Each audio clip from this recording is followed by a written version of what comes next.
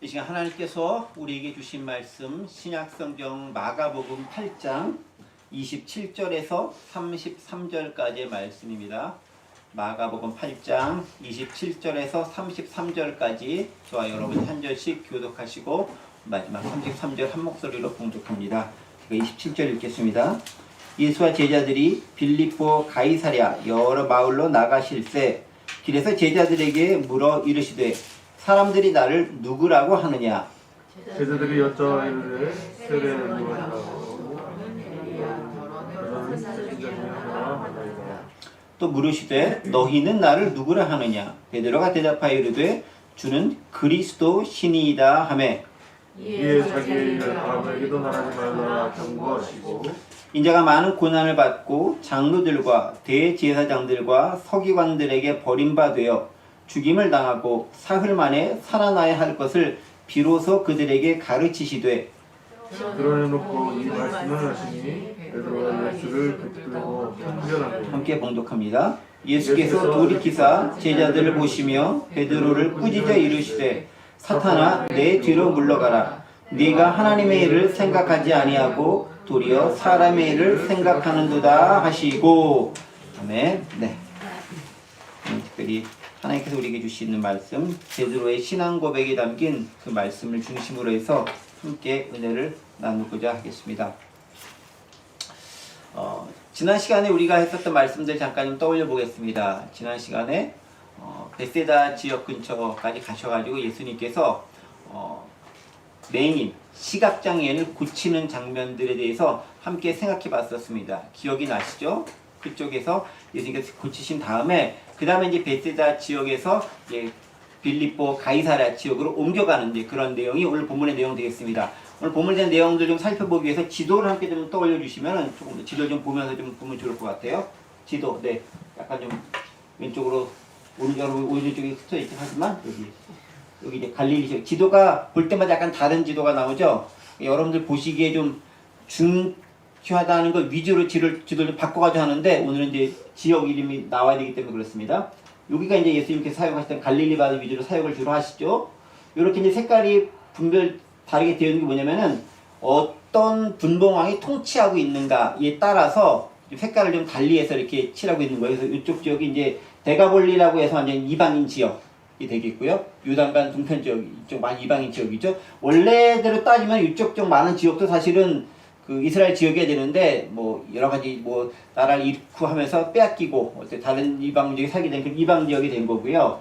예수님은 주로 이 갈릴리 호수 주변 갈릴리 지역에서 주로 사용을 하셨죠. 요 갈릴리 지역 요 색깔입니다. 녹색 요 색깔. 이쪽 그다음에 여기 갈릴리아가 베레아 지역인데 여기가 바로 헤롯 안디바라고 하는 분봉왕이 다스리던 지역이에요. 헤롯 대왕이 있고 그 헤롯 대왕이 아들들이 몇 명 있는데 그 아들들이 다 베다는 아들들이에요. 어쨌든 간에 부인이 여러 명 있으니까 베다는 아들들이 한 지역씩 나눠가지고 다스리게 돼 있는 거예요. 분봉왕이라고 했죠. 근데 4개 정도로 분할해가지고 통치를 시켰습니다. 그래서 특별히 갈릴리아하고 이쪽 베레아 이쪽 지역은 헤롯 안디바라고 하는 그 분봉왕이 다스리고 있는 지역이었고 이 지역에 있는 헤롯 안디바가 우리 지난번 마가복음 6장인가 했었을 때 그 세례 요한 죽을 때 그때 이제 그 등장했었던 그 못된 임금 못된 엄마 헤로디아 뭐 나왔던 이제 그 관련된 것이 헤롯 안디바가 되었습니다. 그리고 이제 그 헤롯 안디바의 베다는 형제가 되는 그러니까 정확히 얘기하면 이제 그 클레오파트라의 아들인데 그 클레오파트라가 우리가 아는 그 클레오파트라는 아니고요. 네, 또 다른 클레오파트라입니다. 이름이 같은 따름이에요. 클레오파트라의 아들인 헤롯 빌립이라고 하는 사람이 다스린 지역이 요 지역이에요. 빌립의 영지라고 되어 있죠. 그래서 요 지역이 있는데 요 위쪽 가면 가이사랴 빌립보라고 있습니다. 여기 이제 빌립이라고 헤롯 빌립이 다스린 분봉왕 다스린 지역인데 요 갈릴리호수 끼면서 위쪽 북동쪽 이쪽 지역이 되겠죠. 이쪽을 다스리고 있는 거예요. 그렇죠? 네, 어쨌든 여기까지 어쨌든 간에 그 이스라엘 관련된 지역이긴 해요. 자, 그런데 이쪽 쪽은 이제 좀 이스라엘 지역의 이방 지역이 되겠고요. 그런데 이쪽 가이사랴 빌립보는 왜 가이사랴 빌립보냐면은 빌립보는 자기 이름을 딴 거예요. 헤롯 빌립.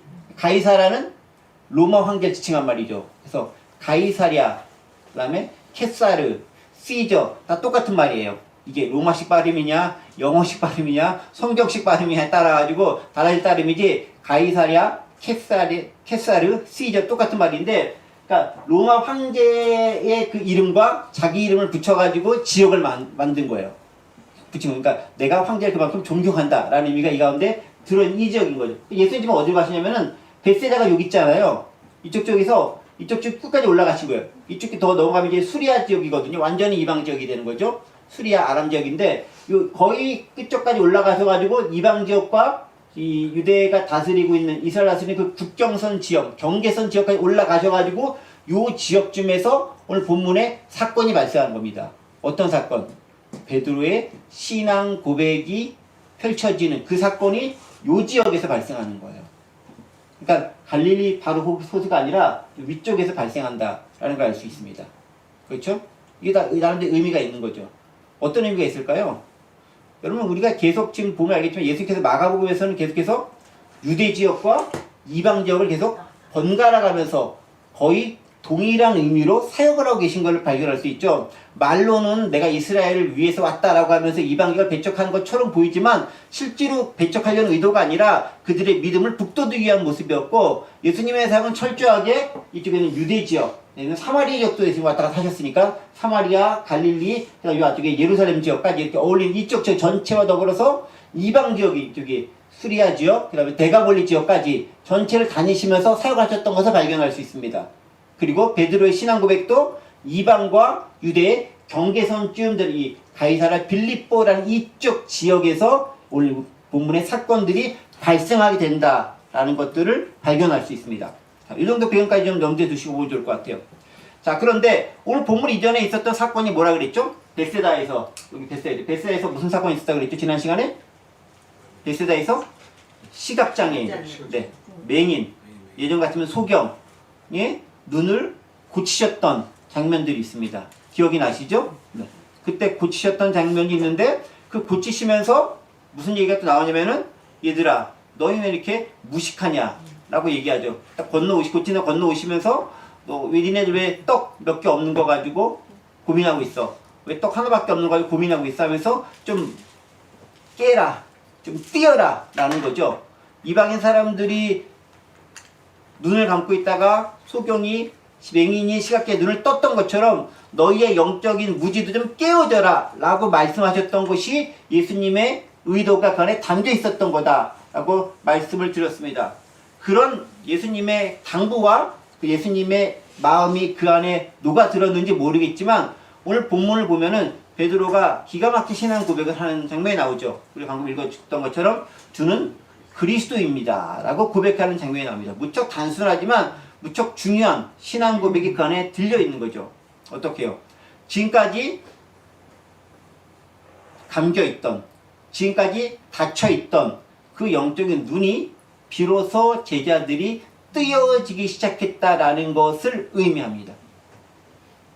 그래서 벳세다의 맹인이 시각장애인의 눈을 뜬 것처럼 이제 예수님의 제자들도 조금씩 그 눈을 떠가고 있다라는 것들을 발견하게 됩니다. 그런데 완전한 건 아니고요.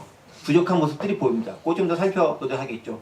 바로 그런 모습들을 통해서 이제 조금씩 예수님은 제자들을 통해서 내가 어떤 존재들이고 내 사역을 어떻게 마무리해야 되겠다라는 것, 그리고 제자 훈련의 마무리 단계도 어떻게 진행되어야 되겠다라는 것들을 그들에게 가르치시면서 슬슬 마감할 준비를 하고 계시는 거예요. 이제 요 사건이 지난 다음에는 이제 거의 이제 마무리 단계로 접어들게 돼요.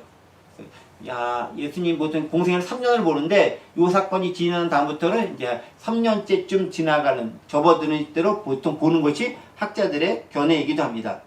자, 어쨌든 간에 예수님은 가이사랴 빌립보라는 지역으로 이동하게 됩니다. 자, 그런데 이 가이사랴 빌립보라고 하는 지역이 가진 또 하나 중요한 특징이 있는데 이 지역이 어떤 특징이냐면 아까 말씀드렸듯이 그 빌립이 그 로마 황제에게 이제 헌사한다는 의미로 가이사랴 빌립보라고 지었긴 했지만 또 그 지역이 뭐로 유명하냐면요. 판의 신전, 그 판테온이라고 하죠. 만신전이라고 하죠. 그러니까 그 우리 예전에 영화 중에서 혹시 판의 미로라고 하는 여러분 영화 혹시 보신 적 있습니까? 그 판이 뭐냐면은 그 신들, 만신을 의미하는 게 판이에요. 판도 일종의 신의 이름, 그리스에 나오는 신의 이름이에요. 그래서 판신전이라고 하는 아주 큰 신전이 그 지역 가운데 있었습니다. 그러니까 그런 지역이 가이사랴 빌립보라는 지역이죠. 그리스 신 판이 다스리고 신전이 있는 지역이 그쪽 지역이었다라는 거죠. 그런데 그 지역까지 가가지고 베드로가 예수님에 대해서 고백하게 되죠. 뭐라고요? 주는 그리스도입니다 라고 고백하는 거죠. 다시 말해 보겠습니까? 이방 신들이 이방 지역의 주도권을 잡고 있는 그 신들이 다스린 지역 가운데서 예수님이 그리스도다라고 고백하는 걸 통해서 예수님이 만반의 주인이심을 고백하는 사건이 영적으로 그 가운데 이루어지고 있다라는 것들을 발견할 수 있다라는 것입니다. 자, 그렇다면 왜 특별히 예수님께서는 그쪽 지역으로 가셨겠느냐? 방금 말씀드렸던 것처럼 첫 번째 의미가 바로 이거죠. 이방인과 유대인들 모두에게 예수님은 주인 되시고 그리스도가 되시고 메시아가 되시고 구세주가 되신다라는 것들을 공식적으로 드러내신다라는 의미가 있는 거죠. 영적인 의미는 그거인 거예요. 그 지역 가운데 거하시면서 그 경계 가운데 가심을 통해 가지고 유대인뿐만이 아니라 이방인들에게 있어서도 내가 메시아 된다라는 것을 드러내시는 의미가 있는 거죠. 또 한 가지는 이런 의미, 또 한 가지는 그 실제적인 이유일 텐데요. 이런 이유가 있을 것 같아요. 유대 지역, 특별히 갈릴리 지역이라든가 예루살렘 지역에서는 뭔가를 행하려고 하면은 유대인 종교 지도자들의 방해와 박해가 무척 심해집니다. 갈수록 심해지고 조금 더 지나면은 예수님 아예 잡아서 죽이기까지 하게 됩니다. 그 사건 좀 더 지나면 나오게 되는 거잖아요. 그 말은 뭐겠습니까?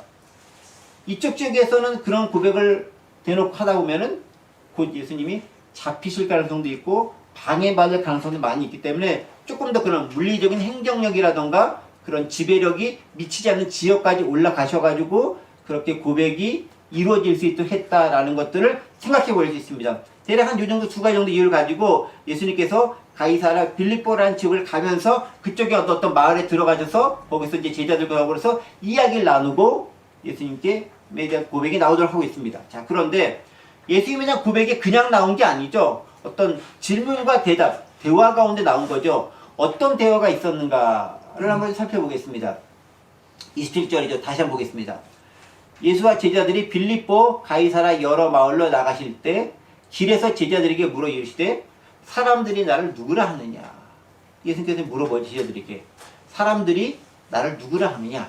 그게 이제 27절에서 물어보는 질문이죠. 자, 그 질문을 들으니까 제자들이 28절에서 대답하죠. 뭐라고요? 제자들이 여짜와 이르되 세례 요한이라 하고 더러는 엘리야 또 더러는 선지자 중에 하나다라고 사람들이 말한다라고 예수님께 대답하는 장면들이 나옵니다. 예수님께서 관심을 가지고 있죠. 사람들이 나를 누구라고 보는 것에 대한 일차적인 관심이 있습니다. 그런데 정확히 얘기하면은 궁적인 관심은 거기 있는 게 아니죠. 궁적인 관심은 뭐 어디가 있을까요? 제자들이 너희들이 나를 어떻게 보는가? 훨씬 더 중요한 관점인데 그 대답을 듣기 전에 사전 질문으로 일단 질문을 던지는 겁니다. 사람들이 나를 누구라 하느냐? 나에 대해서 사람들이 어떻게 평가하고 어떻게 판단하고 생각하고 있는가라는 것들을 들어보겠다라는 거죠. 자, 그러니까 제자들이 대답하죠. 28절에 뭐라고요? 어떤 사람은 세례 요한이다.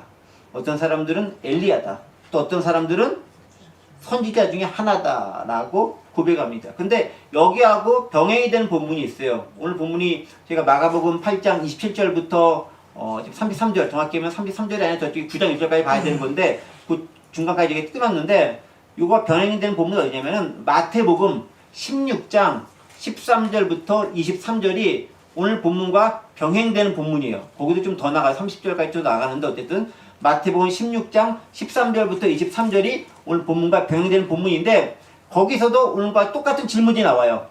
빌립보 가이사랴 지역으로 가시면서 물어보죠. 빌립보 가이사랴 지역에서 사람들이 나를 누구라 하느냐. 마태복음에서는 인자를 뭐라고 하느냐. 이제 본인을 당신 인자라고 지칭해서 표현하죠. 예수님께서 자신을 지칭하는 표현과 대표적인 것이 인자라는 표현을 씁니다. 어쨌든 간에 그게 사실 이제 구약부터 되는 데는 메시아를 지칭하는 그런 단어이기도 하기 때문에 그렇게 쓰는데요. 물어봅니다. 그러니까 대답을 뭐라고 합니까? 마태복음에서는 더러는 세례 요한, 더러는 엘리야, 어떤 이는 예레미야나 선지자 중에 하나이다. 여기 하나가 첨가되죠. 예레미야 하나 더 들어갑니다. 차이가 좀 있죠. 그래서 세례 요한, 엘리야, 예레미야나 선지자 중에 하나. 그러니까 예레미야는 다른 선지자의 무리 가운데 들어가되 대표적인 자로서 표현되는 것을 알 수 있습니다. 자, 그러면 왜 사람들은 예수님을 세례 요한이라고 됐고 또 어떤 사람들은 엘리야로도 받고 또 어떤 사람들은 예레미야나 선지자들과 같은 수준으로 예수님을 평했을까요? 왜 그랬을까요? 일단 예수님을 세례 요한으로 본 가장 대표적인 사람이 누구냐면요. 헤롯 안디바예요. 헤롯 안디바. 마가복음 6장 14절 말씀 전에 봤던 건데 기억하시죠? 마가복음 6장 14절 기록되어 있습니다. 이에 예수의 이름이 드러난지라 헤롯 왕이 듣고 이르되 이는 세례 요한이 죽은 자 가운데서 살아났도다. 그러므로 이런 능력이 그 속에서 일어나느니라 라고 대답하는 장면이 나옵니다. 이게 무슨 장면이냐면 예수님께서 기적도 행하고 여러 가지 이적도 행하고 치료도 하고 이런 여러 가지 놀라운 일을 벌이니까 말씀에 권위도 있고 사람들이 많이 따르는 거 보니까 이거 세례 요한이 했던 거 아니야. 세례 요한이 했던 메시지가 너무 똑같아. 너무 비슷해. 그리고 행하는 것들도 똑같아. 보면서 내가 세례 요한 죽였는데 다시 살아난 거 아니야 라고 하면서 상당히 두려움과 겁에 질리면서 고백했던 말이 이 말씀이었죠. 헤롯은 예수님을 마치 세례 요한이 다시 살아난 것처럼 느끼면서 고백했다라는 거예요. 근데 그 당시에 정서 가운데 그런 것이 있었어요. 부활을 믿는 많은 사람도 있었는데 세례 요한이 그렇게 부활했을 거다. 부활해서 현현했다. 라고 생각했던 사람들도 있었어요. 그게 헤롯뿐만이 아니라 다른 사람들도 그렇게 여겼던 모습들이 있다는 거죠. 왜? 예수님의 말씀하시는 내용, 즉 하나님 나라에 대한 선포, 회개에 대한 선포, 그 다음에 세례를 주기도 하고 또 더불어서 어렵고 힘든 사람들을 돕기도 하고 또 여러 가지 잘못된 걸 비판하는 그 모습들, 기적과 행하는 모습들이 세례 요한과 너무 똑같다 보니까 비슷하다 보니까 세례 요한으로 착각했을 수 있다는 거죠. 또 세례 요한의 인기가 그 당시에 정말 하늘을 찌르듯이 높았었는데 바로 그 세례 요한이 다시 살아난 게 아니냐라고 착각할 수 있습니다. 그래서 사람들이 세례 요한이다 라고 지칭하는 사람들이 있었다는 거죠. 헤롯을 대표로 그렇습니다. 자, 또 어떤 사람들은 뭐라고 불렀냐면은 엘리야라고 부르기도 했습니다. 엘리야. 엘리야라고 하는 선지자는 구약에서 대표적인 어떤 일을 했습니까? 주의 선지 엘리야. 병과 타고 하늘에 올라갔던 것들도 있고요. 여러 기적과 이적도 베풀기도 했고요. 또 가장 대표적으로 아합의 바알 선지자들과 맞짱 떠가지고 이기기도 했었고 그런 놀라운 기적과 이적과 하나님의 능력으로 아주 활동을 정말 강렬하게 했었던 그 선지자가 엘리야 선지자였습니다. 예수님 보니까 그 선지자의 모습이 딱 떠오르는 거예요. 그리고 더불어서 구약에 예언되어 있었던 말라기의 그 말씀이 딱 떠오르는 거예요. 말라기 3장 1절에 이런 말씀 있지 않습니까? 말라기 3장 1절, 그 다음에 4장 5, 6절인데요. 읽어볼게요. 만군의 여호와가 이르노라. 보라 내가 내 사자를 보내리니 그가 내 앞에서 길을 준비할 것이요 또 너희가 구하는 바 주가 갑자기 그의 성전에 임하리니 곧 너희가 사모하는 바 언약의 사자가 임하실 것이라. 말라기 4장 5, 6절 보라 여호와의 크고 두려운 날이 이르기 전에 내가 선지자 엘리야를 너에게 보내리니 그가 아버지의 마음을 자녀에게로 돌이키게 하고 자녀들의 마음을 그들의 아버지에게로 돌이키게 하리라. 돌이키지 아니하면 두렵건대 내가 와서 저주로 그 땅을 칠까 하노라 하시니라 라고 하면서 구약의 말라기에서 엘리야가 나타나서 메시아의 길을 준비할 거다 라는 예언의 말씀이 있어요. 그러니까 사람들은 예수님을 어떻게 보냐면 엘리야 정도로 본 거예요. 아, 예수님이 메시아까지는 아직 아닌데 엘리야처럼 뭔가를 준비할 분이다. 즉 구약에서 그런 탁월한 일을 했던 그분이 이제 신약시대에 다시 나타나가지고 메시아의 길을 준비할 그 역할을 할 것이다 라고 사람들이 생각을 했고 기대를 하고 있었고 그 기대를 가지고 많은 사람들이 바라고 있었습니다. 그러다 보니까 엘리야가 아닌가 라고 이야기를 했었던 거죠. 근데 엘리야가 예수님은 아니죠.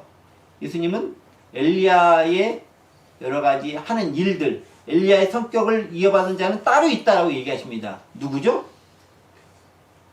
세례 요한이 그렇다라고 얘기합니다.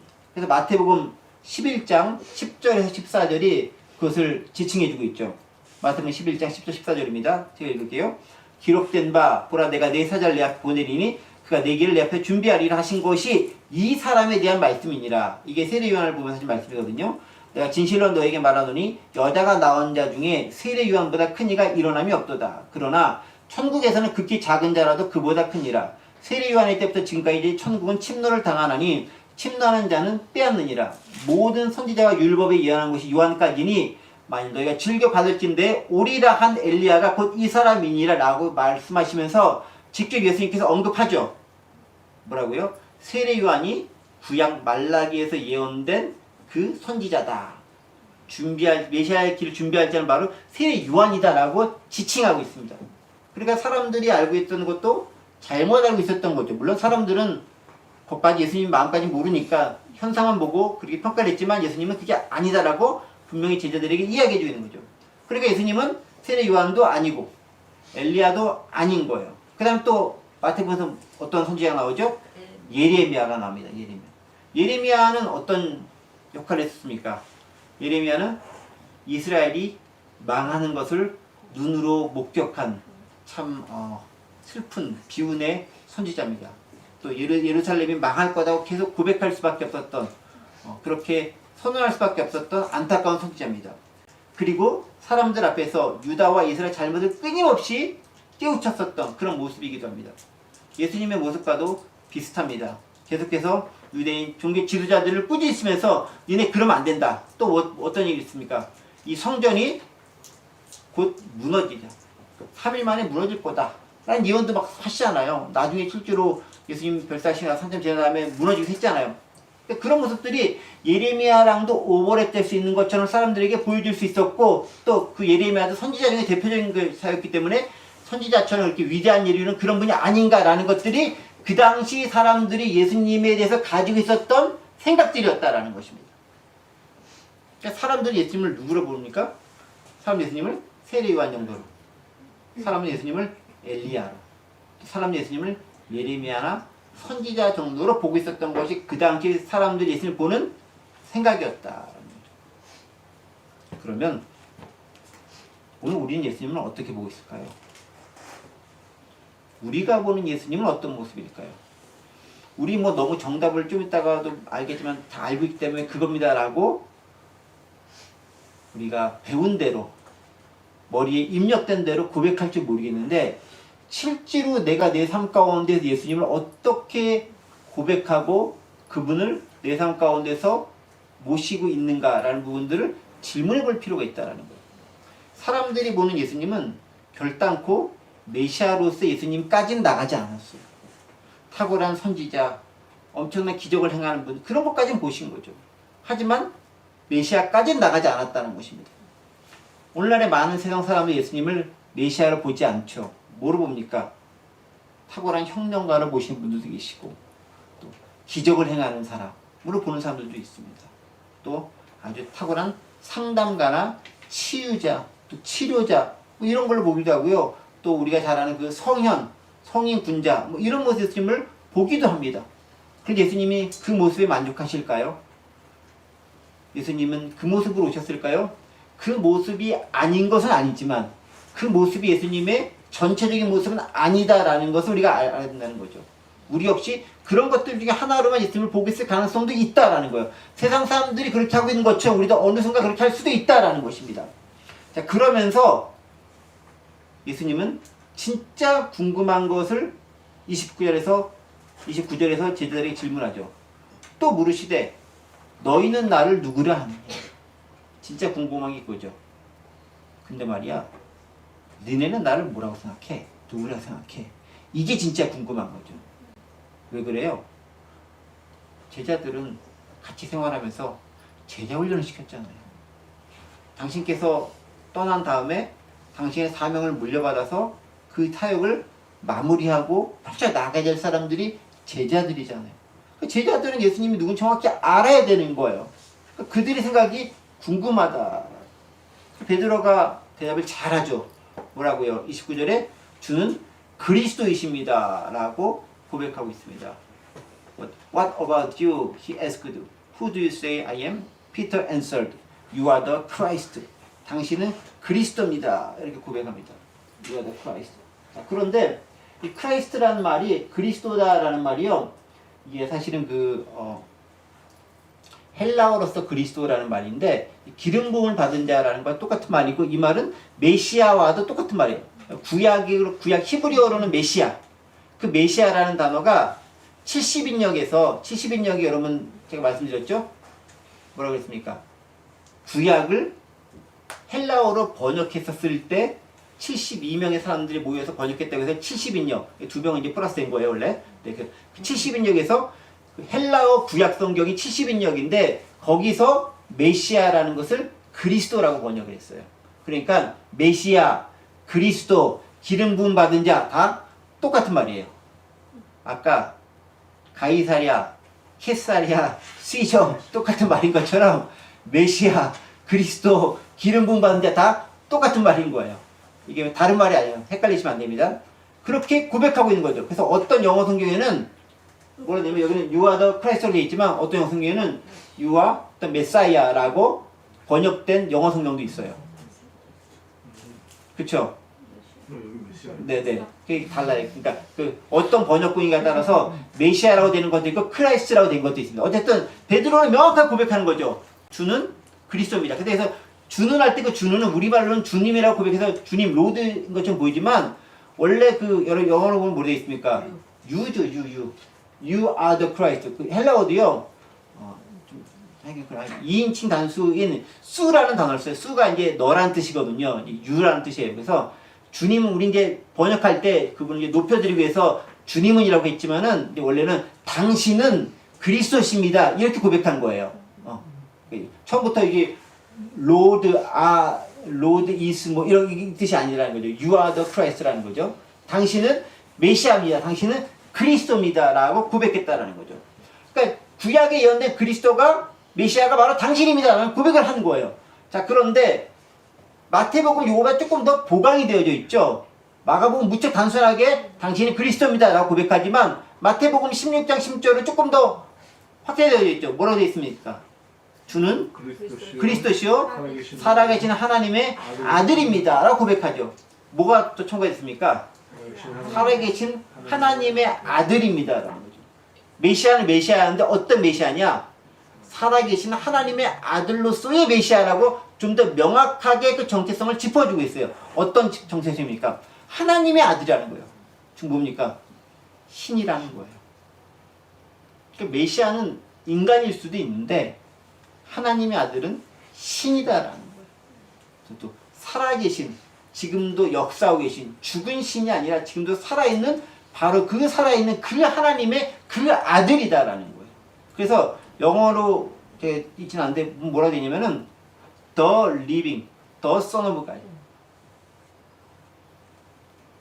그 살아있는 그 아들인 거예요. 딱 명확하게 지칭하고 있죠. 당신은 바로 그 사람이 당신입니다라는 거예요.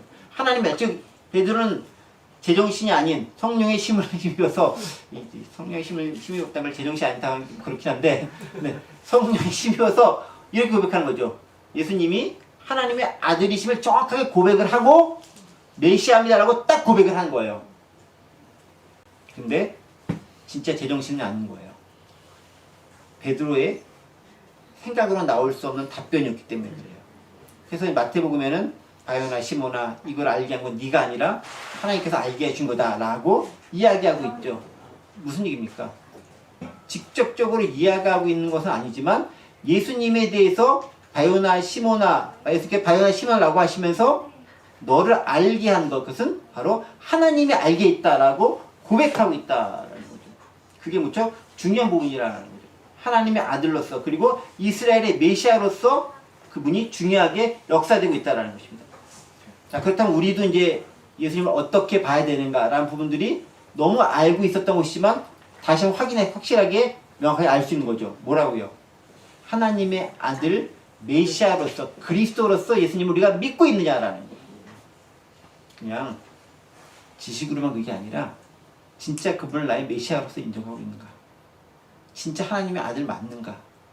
왜냐면요, 많은 그 종교 관련된 쪽에 종사하신 분들 중에서 예수님을 하나님의 아들로서까지는 보지 않는 분들도 많이 계세요. 이게 종교라고 제가 말씀드리고 있고 기독교 이쪽이 아니라 훌륭한 분이긴 한데 하나님의 아들은 아니다라는 거죠. 그거에 대한 명확한 믿음을 우리가 가지고 있느냐라는 거죠. 자, 그런 신앙 고백을 딱 들은 다음에 30절에서 예수님 얘기합니다. 뭐라고요? 이에 자기 일을 아무에게도 말하지 말라 경고하십니다. 그렇죠? 30절에 이에 자기 일을 아무에게도 말하지 말라 경고하십니다. 왜 그렇게 경고하셨을까요? 뭐 아직은 이제 조금 더 세상 사람들에게 알려지기도 할 때긴 되지만 몇 가지 이유가 있지만 가장 대표적인 이유가 하나가 이겁니다. 어떤 이유일까요? 30절 다음에 31절부터 예수님께서 자신에 대한 소개를 하시면서 쭉 이야기가 나오는 장면이 나옵니다. 그러니까 31절 보시면 보세요. 31절 보세요. 무슨 장면이 나옵니까? 자신이 고난받는 얘기 나옵니다. 인자가 많은 고난받고 장로들과 대제사장 서기관들에게 버림받아 죽임당하고 사흘만에 살아날 것을 비로소 말씀하십니다. 언제? 베드로의 신앙 고백 다음에. 자, 그 다음에 중요하죠. 31절 그렇게 말씀하시니까 32절에서 베드로의 반응이 나옵니다. 어떤 반응입니까? 드러내고 이 말씀하시는 베드로가 예수를 붙들고 항변하며 예수께서 돌이키사 제자를 보내고 베드로를 꾸짖어 이르시되 사탄은 내 뒤로 물러가라 라고 얘기합니다. 무슨 얘기입니까? 베드로가 주는 그리스도입니다 라고 고백은 했는데 본인이 진짜 믿어서 고백한 것 같지 않아요. 성령께서 가르쳐서 고백을 했는데 본인도 뭔지 모르고 고백을 한 거예요. 어떻게 알 수 있느냐? 진짜 메시아가 어떤 메시아인지를 모르는 상태에서 고백한 거예요. 그럼 베드로가 이해한 메시아는 어떤 거냐? 유대인들이 이해했던 메시아하고 큰 차이가 없어요. 어떤 큰 차이? 물리적인 힘으로, 정치적인 힘으로, 그리고 군사적인 힘으로 다윗 왕조와 같은 나라를 이 땅 가운데 세우실 분으로서의 예수님에 대한 믿음이 여전히 베드로가 가지고 있는 믿음이에요. 그러나 어쨌든 간에 그런 가운데 있다 할지라도 그는 예수님을 메시아입니다 라고 고백까지 했어요. 그런데 그 예수님이라고 고백한 그 예수님이 진짜 예수님이 의도한 그 메시아에까지는 아직 다다르지 못한 모습이었다라는 거예요. 베드로가 이해한 예수님의 모습과 사람들이 이해한 예수님의 모습과 예수님이 알았으면 싶은 그 예수님의 본 모습이 다 다른 거예요. 사람들은 세례 요한이나 엘리야나 선지자쯤을 본 거고 베드로는 유대인들이 이해하고 있었던 그 메시아로 보고서 고백한 거고 예수님은 유대인들이 이해하는 것 그 차를 넘어서서 이 땅 가운데 진짜 구원을 주시면서 평화로 특별히 어떻게 십자가와 부활을 통해서 하늘로 올라가시고 다스리고 통치하실 분으로서의 그 예수님을 말씀해 주시고자 하는 거죠. 자, 그런데 십자가와 부활은 아직 경험이 됐어요, 안 됐어요? 아직 안 되고요, 시기적으로. 왜 이 말씀을 드리냐? 베드로가 왜 이렇게 고백할 수밖에 없느냐? 베드로는 아직 베드로뿐만 아니라 예수님 쪽에서 많은 제자들도 아직은 예수님이 진짜 어떤 분이신지는 아직은 모를 수밖에 없어요. 왜냐? 아직 십자가 사건과 부활 사건을 그들이 경험하지 못했기 때문에 그런 거예요. 봤으면 아는데 아직 모르는 거예요. 그러니까 모르는 상태에서 내가 죽어야 돼, 고통당해야 되는 말을 들으니까 아니 내가 알고 있는 메시아상은 엄청난 힘과 권력과 능력을 가지고 이 모든 걸 통일하면서 엄청난 힘으로 다스려야 되는데 그거 안 하고 고통당하고 죽어야 된다고 말씀하시니까 이해가 안 되는 거죠.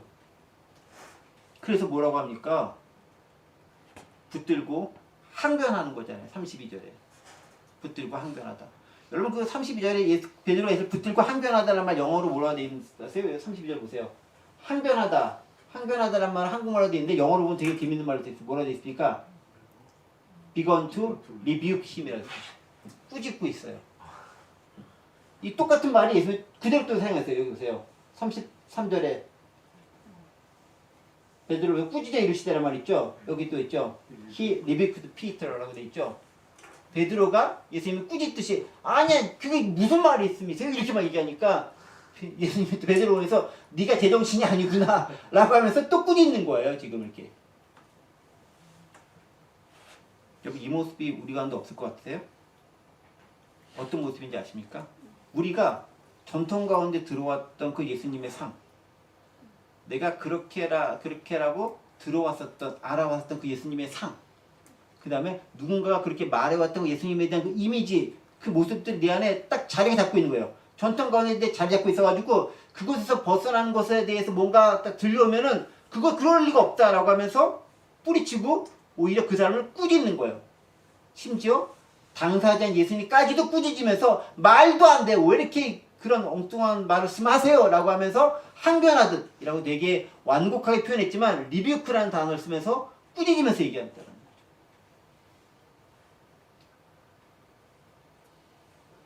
우리가요. 우리 나름대로 성경에서 원래 이야기했던 것과는 다르게 원래 예수님께서 알려주기 원하는 것과는 다르게 우리 나름대로 가지고 있는 예수님의 상이 있어요. 그리고 그 상에서 조금이라도 벗어나거나 성경에서 다르게 이해하는 것 좀 들리면 그것들을 우리는 본능적으로 거부하고자 하는 그 마음이 있다라는 거예요. 예수님을 열심히 쫓아다녔던 수제자라 일컬었던 베드로마저도 본인이 뭔 고백한 건지도 모르게 고백은 기가 막히게 했지만 그 속내는 여전히 자신을 붙잡고 있었던 그 전통과 고정관념에서 벗어나지 못했다라는 거죠. 그 신앙 고백 자체는 위대하지만 그가 가지고 있던 생각은 여전히 오늘 본문에 얘기하면 사람의 일로서 예수님을 고백하고 있다. 본인이 예수님을 이렇게 고백하잖아요. 주는 그리스도시요 살아계신 하나님의 아들입니다라고 하나님의 아들이다라고 하나님으로서 고백하고 있지만 내가 가지고 있는 생각과 내가 가지고 있는 관념은 사람인 거예요. 그리고 정해놓은 유대인의 그 틀 가운데에서 예수님 모습을 그대로 그는 말해낼 수밖에 없었다. 베드로를 항변한 측면에서 이야기하자면 아직 고난과 십자가와 부활을 경험하지 못했기 때문에 그렇다. 그래서요, 우리가 예수님을 정말 제대로 이해하기 위해서는요, 고난과 십자가와 부활이 결여된 상태에서 예수님에 대한 이해는 있을 수 없는 거예요. 예수님에 대한 이해는 철저하게 고난과 십자가와 부활을 통한 예수님이어야 되는 거예요. 거기서 벗어난 다른 것들은 부분적이고 되게 파편적일 수밖에 없는 거죠. 그리고 그 빛, 즉 고난과 십자가와 부활의 빛을 통해서 바라본 예수님만이 다른 모든 것들을 해석할 수 있는 가장 기본적인 열쇠가 되는 거고 시금석이 될 수 있다는 거죠. 우리가 그 관점으로 예수님을 보고 있는가가 되게 중요한 거예요. 그래서 아직까지는 그 예수님의 십자가 사건이 일어나지 않았기 때문에 사실은 그래서 예수님이 30절에 얘기하는 거예요. 아직 이야기하지 말라는 거죠. 왜? 너의 이해가 너는 제대로 답변을 했는데 소가 뒷걸음치다가 밟은 것처럼 하나님께서 가르쳐서 제대로 답변했지만 그 의미까지는 아직 모른다라는 거예요. 그럼 언제 얘기합니까? 그가 그것을 다 경험한 다음에 그래서 언제 제대로 된 설교를 합니까? 오순절 성령 강림 사건이 일어난 다음에 다 경험하고 안 다음에 비로소 제대로 된 설교를 하는 거예요.